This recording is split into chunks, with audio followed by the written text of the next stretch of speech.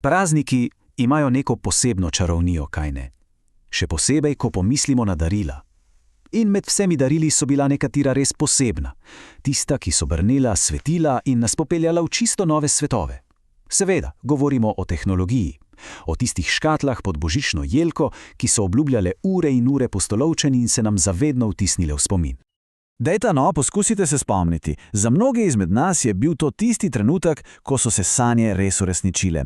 Tisto skoraj boleče pričakovanje, divje trganje papirja in končno tisti prvi pogled na predmet, o katerem smo sanjali mesece in mesece. Ta občutek je univerzalen, ne glede na to, kdaj smo odraščali. Tale citat to res odlično povzame. Ni šlo samo za igračo ali napravo. Šlo je za vrhunec celotnega procesa hrepenenja, ki so ga spodbujali mediji, pogovori s prijatelji in seveda naša lastna domišljija. In to je bil pravzaprav začetek rituala, ki si ga bomo danes podrobneje ogledali.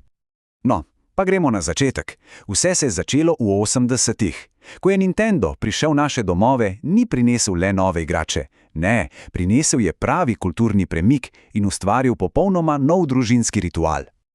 Najprej je bil tu NES, tista preprosta siva škatla z ikoničnim oglatim kontrolerjem. Le nekaj let kasneje pa je Super Nintendo vse skupaj dvignil na čisto novo raven. Barve so bile kar naenkrat živahnejše, zvok bogatejši, igre kompleksnejše. To niso bile samo neke tehnične nadgradnje, to so bili mejniki našega odraščanja. In veste, to je res ključna točka. Starši, ki so takrat kupovali NES, so svojim otrokom nehote kupovali vstopnico v digitalno prihodnost. Za nas otroke je bil to prvi stik z interaktivnostjo.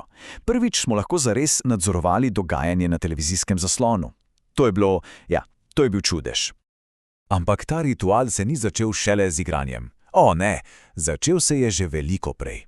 Skupnim priklapljanjem tistih 3 barvnih kablov v televizor, s tistim značilnim klikom, ko si vstavil kaseto, in potem tisti trenutek tišine, ko je cela družina strmela v prve premikajoče se pike na zaslonu.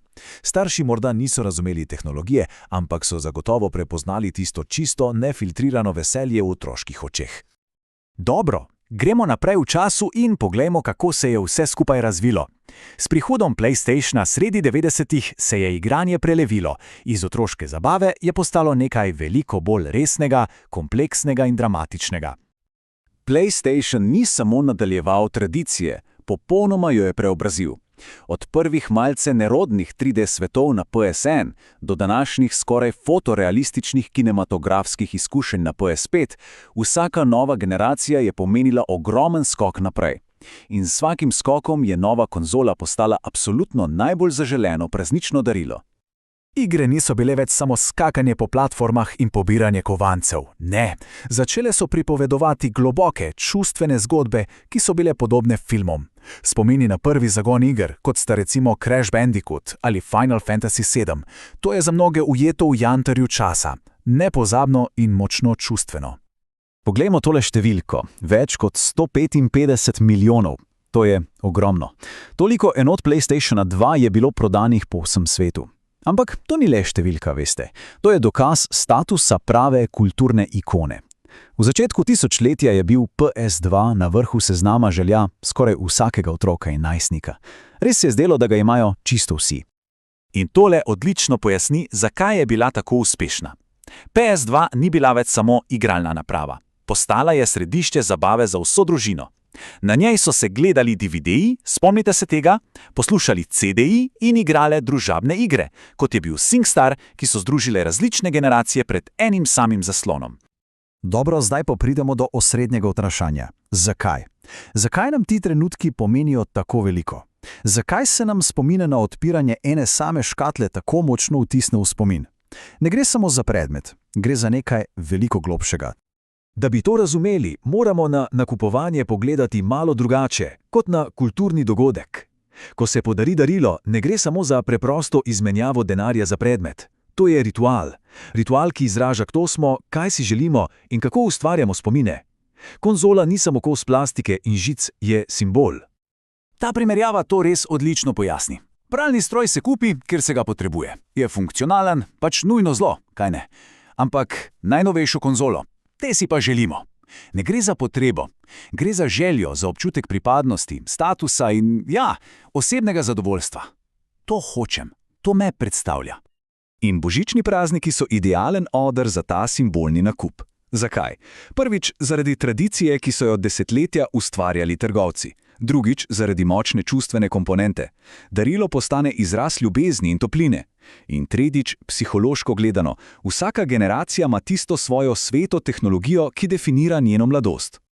In s tem smo v sedanjosti. Morda se zdi, da je danes vse popolnoma drugače, ampak če pogledamo malo pobliže, bomo videli, da jedro tega rituala ostaja presenetljivo enako. Poglejmo tole primerjavo. Nekoč se je listalo po katalogih, danes se gledajo unboxing videi na YouTubu.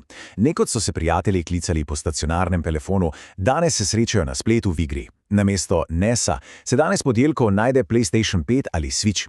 Tehnologija se spreminja, ampak tisto osnovno čustvo, navdušenje, pričakovanje in neizmerno veselje ostaja popolnoma enako. In to je morda najlepši del te zgodbe.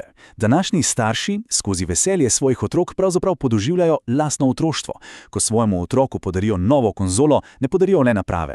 Prenašajo naprej tradicijo in ritual, ki je tako močno zaznamoval tudi njih. Te bleščeče škatle so na koncu dneva veliko več kot le zabava. So ogledalo naše družbe. Naša želja po njih odraža tisto, kar kot kultura najbolj cenimo. Nenehen napredek, hitrost in občutek, da smo vsi del nečesa večjega, neke globalne povezane skupnosti. In tako se zgodba nadaljuje. Od Nintenda do PlayStationa, vsaka doba ima svojo ikono, svojo čarobno škatlo. Kar nas pripelje do vprašanja za prihodnost. Kaj bo naslednji predmet hrepenjenja? Kakšna bo tista čarobna škatla, ki bo definirala spomine današnjih otrok?